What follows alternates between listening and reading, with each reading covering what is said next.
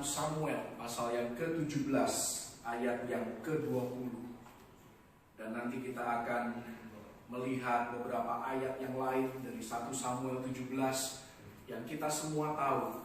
Kisah ini, kalau Anda sudah menjadi orang Kristen, apalagi yang sudah cukup lama, Anda pasti tahu 1 Samuel 17 ini berbicara tentang peperangan antara Daud dan Goliat. Kita akan melihat beberapa prinsip-prinsip kebenaran firman Tuhan. Bagaimana kita bisa mengalahkan raksasa yang hari-hari ini, mungkin khususnya dalam 1 tahun terakhir ini di masa pandemi, banyak menyerang keluarga, banyak menyerang kehidupan kita, baik pribadi lepas pribadi maupun secara kolektif. Dan kehidupan Daud menggambarkan, memberikan kepada kita langkah-langkah yang jelas, ya, bagaimana Tuhan bisa mengubahkan seseorang yang biasa-biasa saja menjadi seorang pembunuh raksasa. Sebelumnya saya ingin kita melihat satu ayat saja, 1 Samuel 17 ayat yang ke-20. Firman Tuhan berkata, lalu Daud bangun pagi-pagi, ditinggalkannya lah kambing dombanya pada seorang penjaga, lalu mengangkat muatan dan pergi. Ini karena Daud mendapatkan instruksi dari ayahnya untuk membawa makanan bagi saudara-saudaranya dan juga melihat keadaan mereka. Seperti yang diperintahkan Isai kepadanya, sampailah ia ke perkemahan.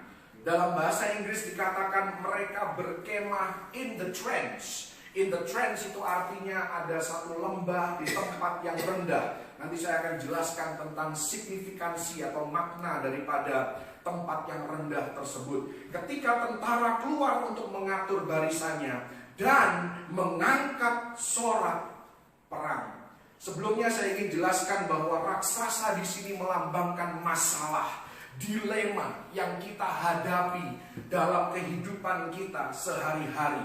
Dan raksasa bukan saja berbicara tentang raksasa pribadi, kehidupan diri kita sendiri, melainkan raksasa ini mengancam keberadaan keluarga, masa depan kita, dan juga bangsa serta negara kita. Kalau Goliat menang, perhatikan, ini adalah perang one on one. Kalau Goliat menang, maka seluruh bangsa Israel akan diperhamba oleh Filistin. Artinya bukan saja Daud yang akan diperbudak, tetapi juga keluarga Daud, juga orang-orang, teman-teman yang dia kasihi, juga orang-orang yang dia kenal, seluruh bangsa dan negaranya akan diperhamba oleh Filistin. Artinya raksasa di sini berbicara atau berkaitan dengan masa depan seluruh keluarga, di mana bangsa Israel dipertaruhkan masa depannya, generasi penerusnya dan lain sebagainya. Raksasa dalam kehidupan kita bisa berwujud, bisa juga tidak berwujud.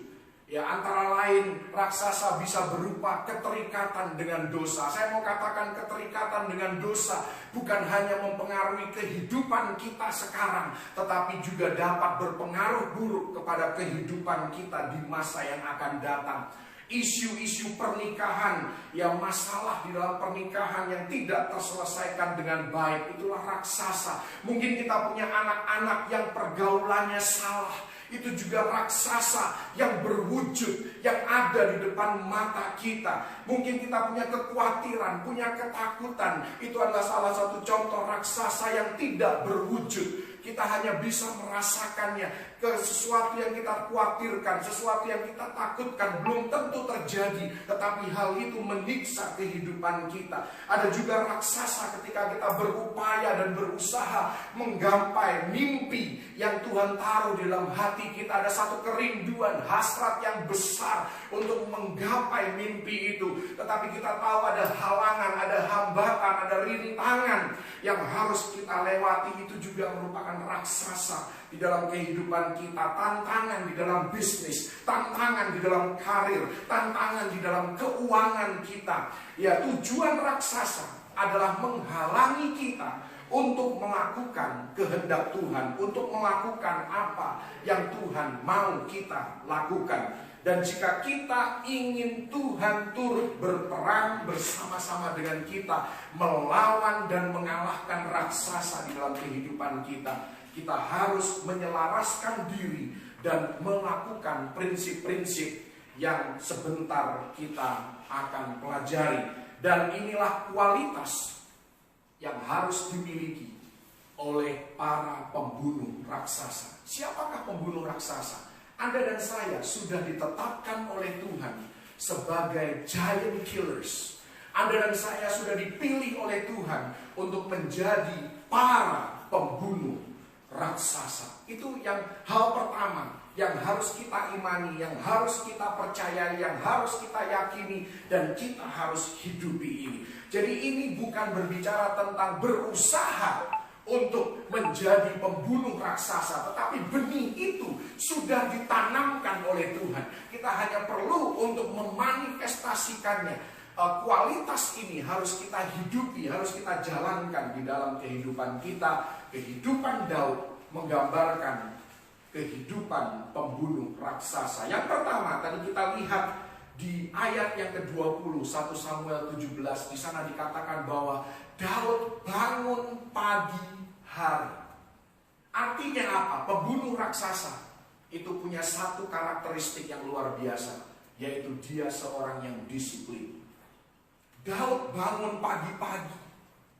Kita harus disiplin di dalam hal berdoa. Kita harus disiplin di dalam baca Alkitab. Kita harus disiplin di dalam mendengarkan firman. Kita harus disiplin di dalam melakukan firman Tuhan. Seringkali orang komplain, aku tidak bisa mendengar suara Tuhan secara audible. Tidak ada yang salah dengan hal itu. Karena itu mencakup kedaulatan Tuhan untuk memberikan suaranya yang audible, yang kita bisa dengar. Tetapi kalau Anda berkeluh kesah, ya aku tidak bisa mendengar suara Tuhan. Pertanyaan saya adalah, bagaimana dengan apakah Anda membaca firman Tuhan secara rutin?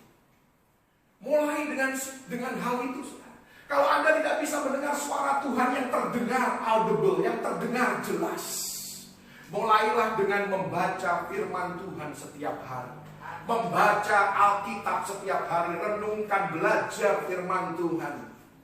Bangun pagi, supaya apa? Supaya sebelum kita mendengar suara manusia, sebelum kita mendengar suara kebisingan hidup di dalam kehidupan kita, kita terlebih dahulu mendengar suara Tuhan. Baik itu suara Tuhan yang audible maupun suara Tuhan yang tertulis di dalam Alkitab. Pastikan hal ini menjadi prioritas di dalam kehidupan kita. Firman Tuhan berkata di dalam Ulangan 2 ayat yang ke-7 bahwa Tuhan memberkati pekerjaan tanganmu. Artinya apa? Berkat Tuhan ada pada orang-orang yang mau berusaha, yang tidak malas. Di sini dikatakan pekerjaan tanganmu. Yang diberkati oleh Tuhan adalah ketika tanganmu mulai bekerja, ketika kakimu mulai melangkah, ketika mulutmu mulai berucap. Ada satu action, ada satu tindakan yang diambil. Bukan dikatakan Tuhan akan memberkati pengangguranmu. Tidak. Tuhan akan memberkati pekerjaan tanganmu. Kalau tidak mau bekerja, apa yang mau diberkati? Jadi seorang pembunuh raksasa adalah seorang yang disiplin, seorang yang mau bekerja, bertekad untuk mengambil tindakan. Dan dia akan mulai melihat hasilnya. Ini berkaitan dengan poin yang kedua dari kehidupan seorang pembunuh raksasa. Seorang pembunuh raksasa, tadi saya katakan bahwa ya Daud datang ke perkemahan bangsa Israel. Perkemahan bangsa Israel itu ada tidak dijelaskan dalam Alkitab bahasa Indonesia, tapi dalam bahasa Inggris dikatakan perkemahannya itu terletak in the trench. Kalau bisa dibuka di versi King James Version 1 Samuel 17 ayat yang ke-20. Perkemahan bangsa Israel itu ada di dataran rendah, ada di lembah. Ya, artinya apa, saudara? Ya, seorang pembunuh raksasa adalah seseorang yang bangkit dari tempat yang rendah. Kehidupannya bisa saja sedang ada di lembah kekelaman, di tempat yang rendah, di titik yang terendah, tetapi dia tidak berhenti di situ. Seorang pembunuh raksasa akan bangkit, dia akan berdiri dan mulai mengambil tindakan yang diperlukan. Tahukah Anda bahwa raksasa di dalam kehidupan kita muncul ketika kita ada di tempat yang rendah? Raksasa tidak akan muncul ketika kita punya iman yang besar. Ketika kita sedang bersemangat, raksasa pun takut kalau kita sedang bersemangat. Kalau kita sedang beriman, kalau kita punya pengharapan, kita sedang bertindak mengejar dan menggapai mimpi kita. Ya, tetapi raksasa muncul ketika kita mulai merasa, aduh, ini jalan buntu. Ini bikin stres. Ini rasanya nggak mungkin berhasil. Ketika mulai ada benih untuk putus asa, benih kehilangan harapan, disitulah raksasa akan muncul. Dan masalahnya bagi bangsa Israel adalah karena mereka berkemah di tempat yang rendah. Ketika Goliat muncul di sisi yang berlawanan, Goliat yang memang sudah besar, tingginya 3 meter lebih, akan terlihat lebih tinggi lagi, lebih besar lagi perawakannya. Kenapa? Karena dilihatnya dari tempat yang rendah. Tetapi ketika bangsa Israel mulai bangkit berdiri, mereka mulai berdiri, Daud mulai berdiri, maka size atau ukuran daripada raksasa itu akan mulai mengecil. Kenapa? Karena tingginya atau dasarnya sudah mulai sama. Ya, karena itu kalau Anda terpuruk di tempat yang rendah, jangan berhenti di situ. Anda harus bangkit berdiri. Anda harus bangkit keluar dari tempat yang rendah, bangkit dari keterpurukan. Bagaimana caranya? Dengan mengambil action. Langkah pertama, perjalanan 1000 kilometer dimulai dengan langkah pertama. Sebelum Anda bisa menjadi pembunuh raksasa, Daud menjadi pemain musik.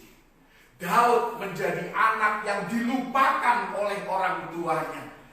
Daud menjadi penjaga ternak ayahnya yang hanya 2-3 ekor. Sebelum dia menjadi pembunuh Goliat, sebelum dia menjadi pembunuh raksasa. Kita kepengennya dalam hidup ini sudah lupakan semua proses. Aku mau langsung menjadi pembunuh raksasa. Saya mau katakan benih itu sudah ada. Tetapi benih itu harus ditanam, benih itu harus disirami, harus dipupuk. Perlu proses sebelum Daud menjadi pembunuh raksasa dan pada akhirnya dia menjadi penguasa kerajaan. Kita bisa mengalami hari yang buruk, kita bisa mendengar berita yang buruk, kita bisa menyesali perbuatan kita. Tetapi kuncinya adalah kita harus bangkit kembali. Kita harus mengambil langkah yang pertama. Ada satu kisah yang luar biasa dalam kehidupan Petrus. Kita lihat dalam Kisah Rasul 12 ayat yang ke-7. Di sana ada satu kebenaran firman Tuhan yang luar biasa. Apa yang terjadi ketika kita mulai bertindak bersama dengan Tuhan. Kisah Rasul 12 ayat yang ke-7 dikatakan, tiba-tiba berdirilah seorang malaikat Tuhan dekat Petrus. Ini Petrus ditangkap dan dipenjarakan.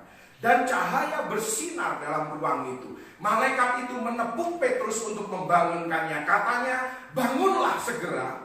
Maka gugurlah rantai itu dari tangan Petrus. Perhatikan, ketika Petrus masih dalam kondisi diam-diam saja and no action, tidak ada tindakan, rantai itu tetap mengikat dia.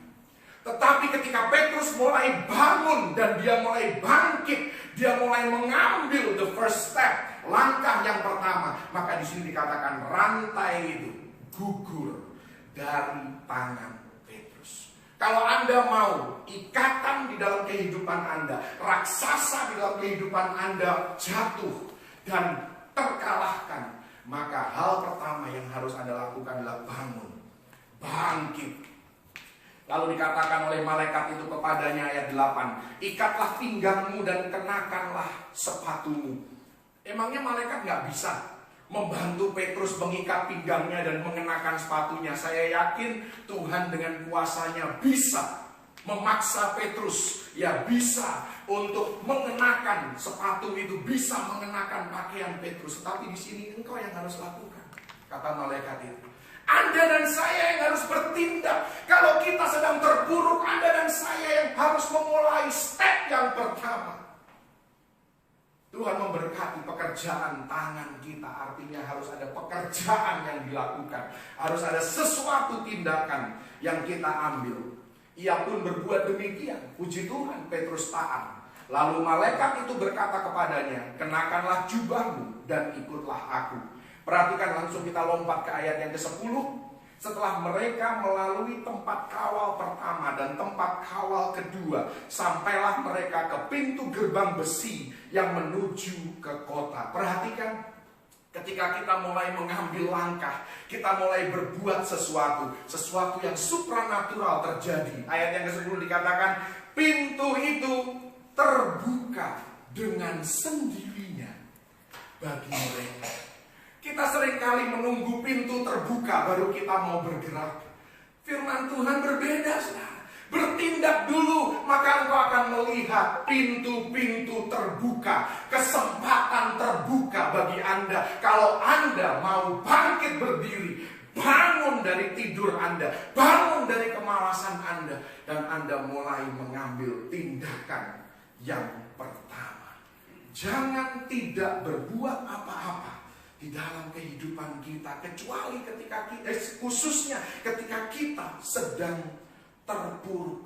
Ketika kita mulai bertindak, maka pintu itu akan mulai terbuka dengan sendirinya. Kalau Anda tidak punya pekerjaan, mulailah dengan mulai mencari pekerjaan. Perbaharui CV Anda, bergaul, ketemu dengan orang, maka tanpa Anda sadari, suatu kali pintu terbuka. Tuhan memberikan kesempatan kepada Anda.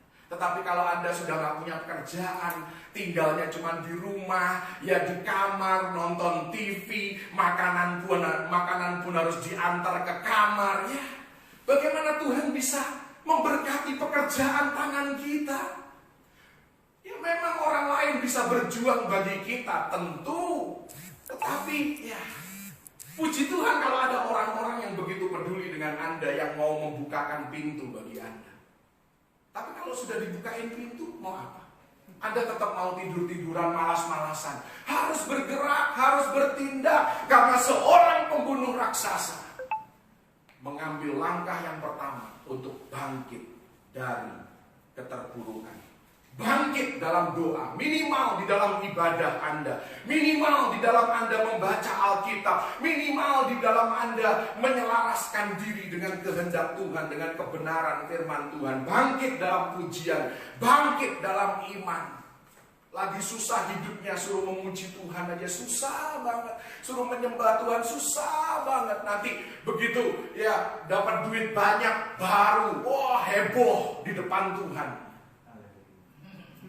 Ya nggak apa-apa sih, itu ucapan syukur Anda. Tetapi Anda ikut Tuhan itu harus stabil.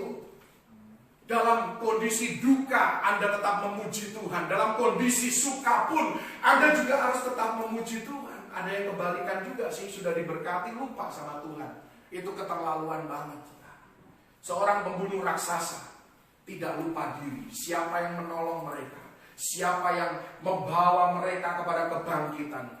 Orang kita semua di sini berhutang kepada seseorang yang memberikan kesempatan kepada kita untuk kita bangkit, untuk kita berkarya, untuk kita bekerja, untuk kita berkontribusi. Kita berhutang kepada seseorang yang memberikan kesempatan kepada kita. Karena itu terus bangkit, saudara. Bukan berarti hidup kita tidak boleh terpuruk, bukan berarti hidup kita tidak akan pernah ya ada di tempat yang rendah. No, bukan itu maksudnya. Tetapi ketika kita terpuruk, ketika kita ada di titik terendah dalam kehidupan kita, ayo bangkit. Bangkit, jangan cuma berdiam diri dan bermalas-malasan. Percaya bahwa hari esok jauh lebih baik daripada hari ini. Saya selalu teringat kalau ngomong tentang hari esok lebih baik daripada hari ini. Dulu waktu kecil, ya selalu ada bahasa Chinese yang berkata, ada lagunya lagi. Mingjian Weken Hao. Mingjian Weken Hao. Hari esok akan lebih baik daripada hari ini. Bersyukur kepada Tuhan bahwa kita akan bangkit kembali. Maka ketika kita bangkit, musuh yang tadinya kelihatan besar, raksasa yang tadinya kelihatan wow tidak terkalahkan, maka size-nya akan mulai terlihat kecil. Bukan size-nya yang berubah, tetapi karena posisi kita berubah, iman kita berubah, batinnya kita sudah diperbesar. Itu yang kedua. Jadi yang pertama, seorang pembunuh raksasa adalah seorang yang disiplin. Yang kedua, seorang pembunuh raksasa adalah seorang yang bangkit dari tempat yang rendah. Yang ketiga, masih dari ayat yang ke-20. Dikatakan di sana di bagian terakhir dari ayat yang ke-20 1 Samuel 17 bahwa tentara keluar untuk mengatur barisannya dan mengangkat sorak perang. Seorang pembunuh raksasa tidak mungkin bisa terus-menerus diam. Tidak mungkin. Ya, ini semuanya berkaitan poin-poin ini, saudara. Pembunuh raksasa adalah seorang komunikator, seorang yang berkata-kata, menyadari bahwa kalau kita ingin memenangkan bangsa, kalau kita ingin memenangkan kota kita, kalau kita mau berperang demi keluarga, maka tidak ada jalan lain selain kita harus membuka mulut kita. Kita tidak boleh diam terus-menerus. Saya tahu Anda malu menyanyi, ya, tetapi firman Tuhan katakan kalau engkau mau melihat raksasa dalam kehidupanmu jatuh dan kalah, engkau harus membuka mulut. Engkau harus membuka suaramu. Kuasa dari seruan. Saya pernah khotbah tentang kuasa dari seruan. Karena di rumah Tuhan, di dalam hadirat Tuhan, ada seruan, ada pertolongan. Karena itu ketika kita berseru, maka pertolongan itu akan datang. Dalam kehidupan keluarga kita, kalau kita ingin menyelamatkan anak-anak kita, ketika anak itu mendengar lagu-lagu yang penuh dengan kata-kata kutukan, Anda sebagai orang tua harus membuka mulut Anda. Harus Anda katakan sesuatu bahwa itu tidak benar. Saya kaget sekali, saudara, karena istri saya kemarin melihat, karena kami sedang ngobrol di mobil, tiba-tiba muncul lagu, ya, dari playlist salah satu anak kami. Munculnya di situ, saudara, mungkin anak-anak muda tahu judul album ini. All My Demons Greeting Me as a Friend. Bayangkan anak kecil dengerin lagu dari album All My Demons Greeting Me as a Friend. Di tengah-tengah percakapan kami berdua, istri saya yang begitu sensitif, yang begitu peka akan suara Roh Kudus, langsung berhenti. Saya sih nggak suka di tengah-tengah ngobrol kok berhenti. Tiba-tiba istri saya berhenti. Dia bilang, nggak bener ini. Judul albumnya aja nggak bener, apalagi kata-katanya. All My Demons. Anda sedang mengundang demons. Demons itu iblis untuk greeting you as a friend, menyalami engkau sebagai teman, sebagai sahabat. Oh, sebagai orang tua Anda harus membuka mulut. Harus. Tidak boleh, saudara, kita diam saja, karena peperangan dimulai dengan mulut kita sebagai orang tua. Kalau kita mau menyelamatkan anak-anak kita, mulut kita harus ngomong. Mulut kita harus terbuka. Haleluya. Anak boleh tersinggung, tidak ada masalah selama dia masih tinggal di rumah Anda dan dia tidak bayar sewa kamar kepada Anda. Anda punya hak atas mereka. Haleluya. Jika anak kita pacaran dengan orang yang tidak percaya, Anda sebagai orang tua harus ngomong sesuatu. Anda harus ngomong sesuatu. Firman Tuhan jelas dikatakan jangan menjadi pasangan yang tidak seimbang. Artinya apa? Pacaran pun jangan. Ini tidak cuma ngomong tentang pernikahan, oh pacaran oke lah, masih pacaran. No, jangan menjadi pasangan yang tidak seimbang. Pacaran pun jangan. Harus ngomong sesuatu, harus berani ngomong. Oh sekarang zaman kebebasan, anak-anak saya kasih mereka kebebasan untuk memilih. Oh tunggu sampai mereka memilih hal yang salah. Mungkin sudah terlambat untuk Anda ngocehin mereka. Lebih baik sebelum terlambat, ocehin dulu mereka. Mau tersinggung kek, mau marah kek, terserah. Satu kali mereka juga akan pulih, namanya juga sama orang tua. Apalagi mereka akan menyadari bahwa oh benar juga ya. Benar juga nasihat orang tua ini. Benar juga ini apa yang diomongin sama orang tua nih. Kalau anak Anda mau pergi, hangout dengan teman-temannya, pakaiannya terlalu seksi, Anda sebagai orang tua harus berani ngomong, ganti. Saya bersyukur, saya punya anak. Pernah dibelikan baju sama istri saya. Ya, kalau dia duduk, belakangnya kelihatan. Dia ngomong begini, aku nggak mau pakai ini, Mam. Kenapa? Belakangnya kelihatan. Puji Tuhan, Roh Kudus bekerja. Puji Tuhan, kalau Anda punya anak yang tidak pernah mau pakai pakaian seksi, yang seronok, puji Tuhan, Anda harus bersyukur. Jangan Anda ngomong sama anak Anda, kuno lu. Kan ada loh orang tua yang seperti itu. Kuno lu, anak-anak gua ini kuno, nggak pernah mau pakai baju yang seksi-seksi. Oh, Anda harus bersyukur kepada Tuhan. Apalagi zaman seperti ini, saudara. Anda harus bersyukur. Buka mulutmu. Karena ada satu alasan kenapa pakaian dalam itu harus ada di dalam. Namanya juga pakaian dalam. Ya di dalam lah, bukan untuk diobral keluar. Haleluya. Superman pun sudah menyesuaikan diri kan. Superman yang lama celana dalamnya di luar. Superman sekarang celana dalamnya sudah di dalam. Superman pun sudah menyesuaikan dengan kebenaran firman Tuhan. Haleluya. Perkataan kita dapat menyelamatkan keluarga kita dari raksasa. Haleluya.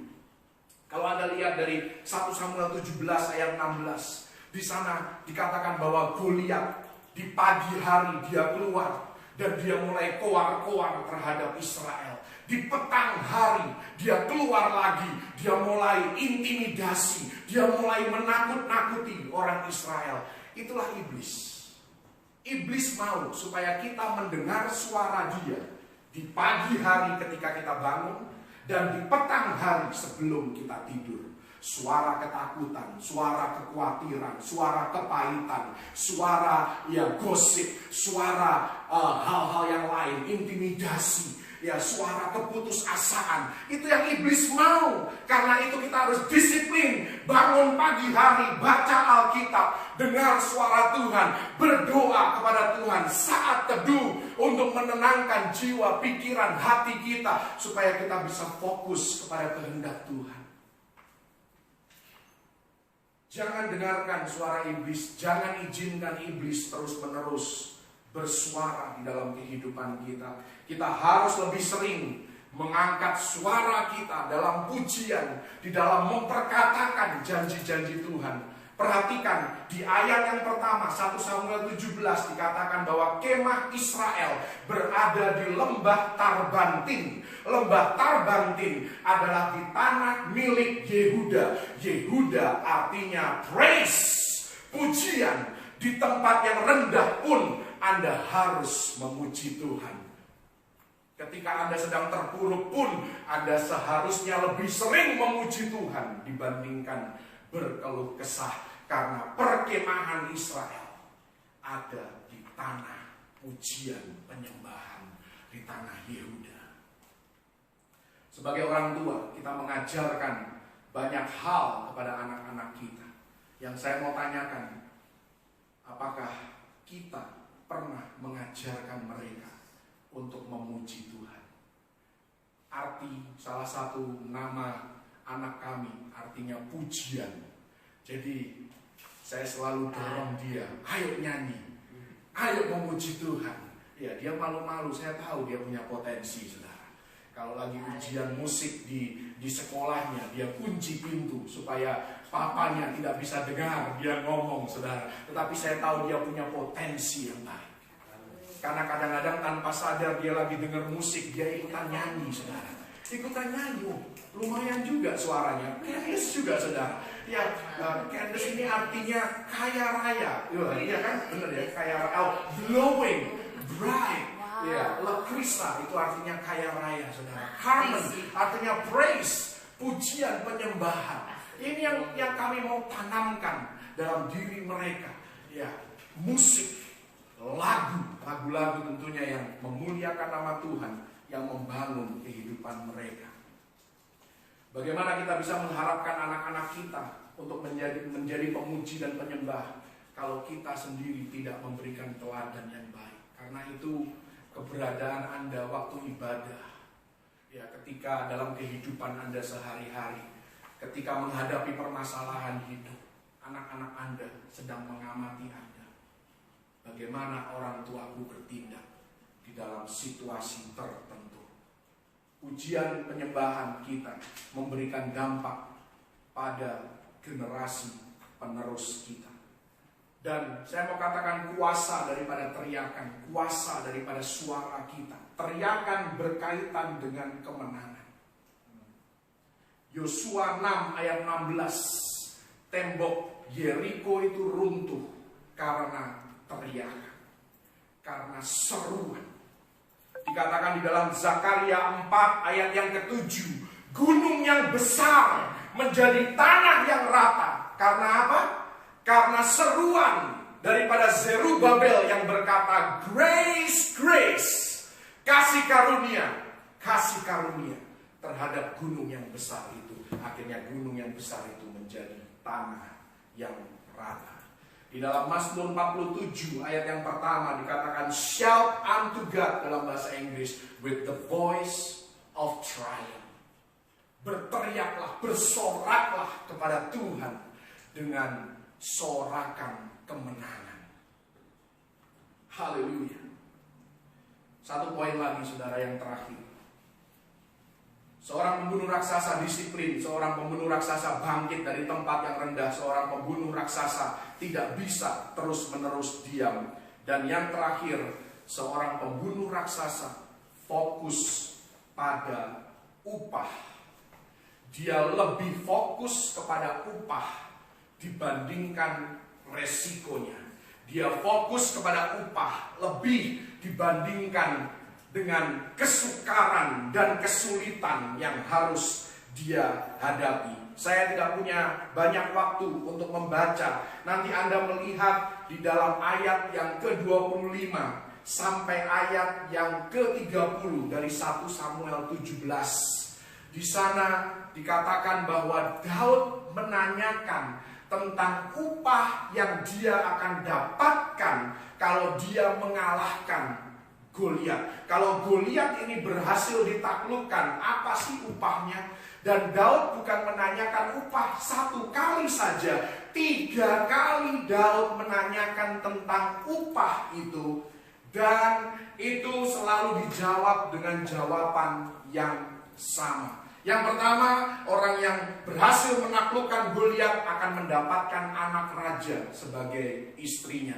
Yang kedua, dia akan diberikan harta yang besar sehingga dia menjadi orang yang kaya raya.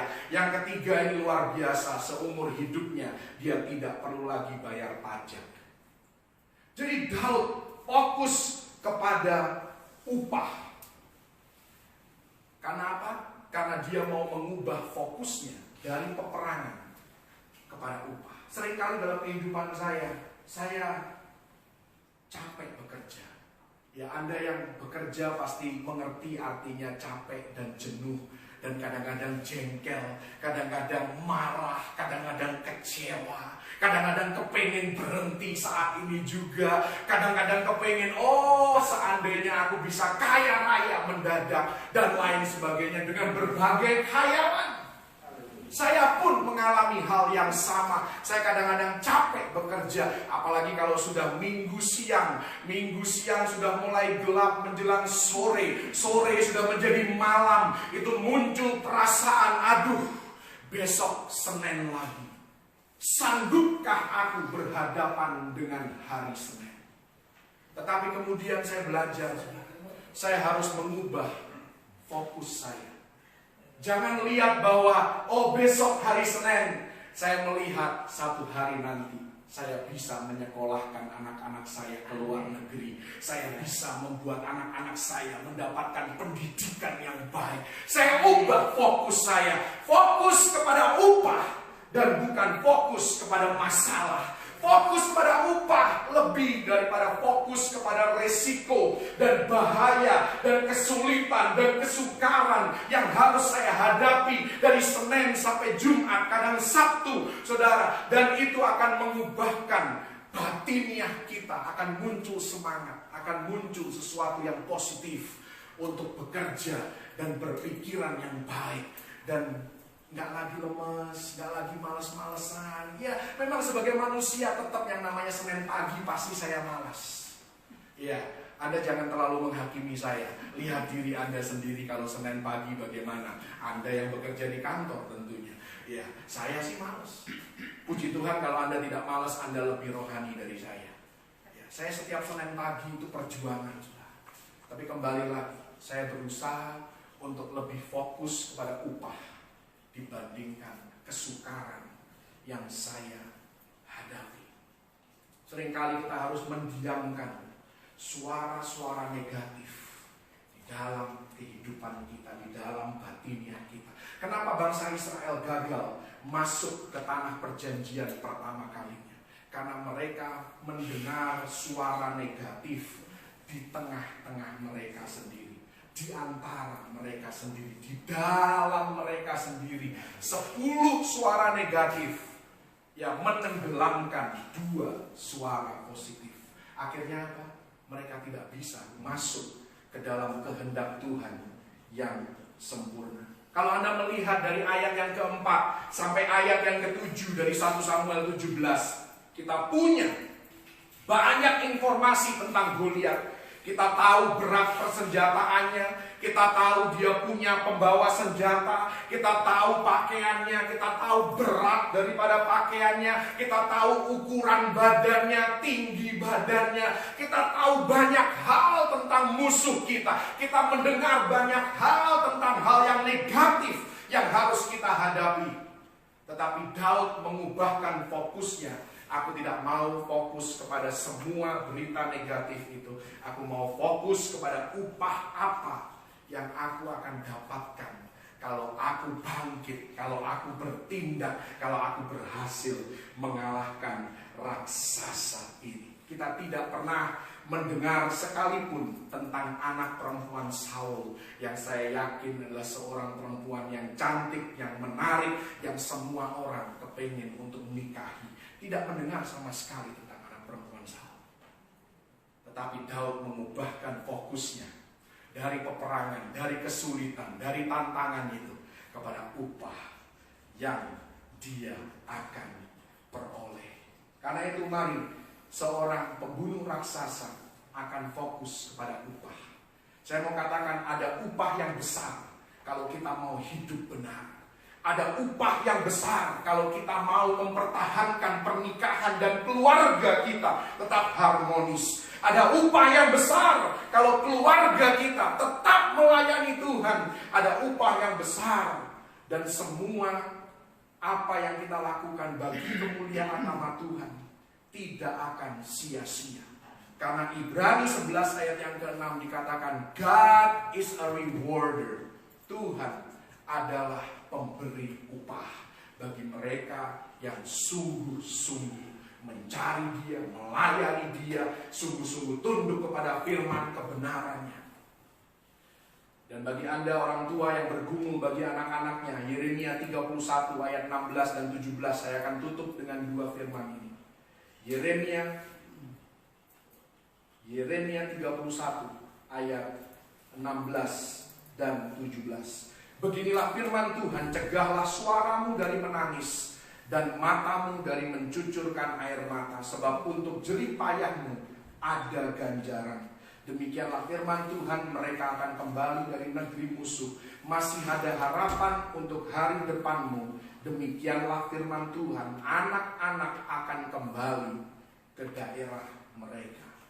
Doa Anda sebagai orang tua, teguran Anda kepada anak-anak Anda, nasihat Anda kepada anak-anak Anda yang terus-menerus diucapkan, yang terus-menerus diulang, nasihat yang baik, maka semua itu akan mendapat ganjaran. Dan air mata Anda tidak sia-sia. Haleluya. Dan saya mau katakan statement terakhir dari khotbah saya. Ada sesuatu yang lebih besar dari kita masuk surga. Dan ada sesuatu yang lebih buruk dari seseorang masuk neraka. Oh, masuk surga kan sudah luar biasa. Apa yang bisa lebih besar, lebih berharga daripada kita masuk surga? Apa yang lebih berharga? Apa yang lebih besar daripada kita masuk surga? Melihat anggota keluarga kita ada di surga bersama-sama dengan kita. Itu adalah hal yang lebih besar dari sekedar kita masuk surga. Ada hal yang lebih buruk daripada seseorang masuk neraka. Apa itu? Melihat anggota keluarga kita mengikuti teladan buruk kita, sehingga mereka berakhir di neraka seperti orang-orang yang tidak percaya. Itu kita patut untuk camkan di dalam kehidupan kita. Mari kita bawa sebanyak orang ke surga, berjumpa dengan Sang Pencipta. Jangan masuk surga sendirian, bawa sebanyak mungkin orang. Penuhi surga dengan anggota keluarga kita, dengan orang-orang yang kita kasihi, dengan orang-orang yang kita pedulikan. Seorang pembunuh raksasa, dia disiplin, dia akan bangkit dari tempat yang rendah. Dia tidak bisa terus-menerus diam. Dia akan terus fokus kepada upah lebih daripada resiko dan kesulitan dan tantangan yang dia harus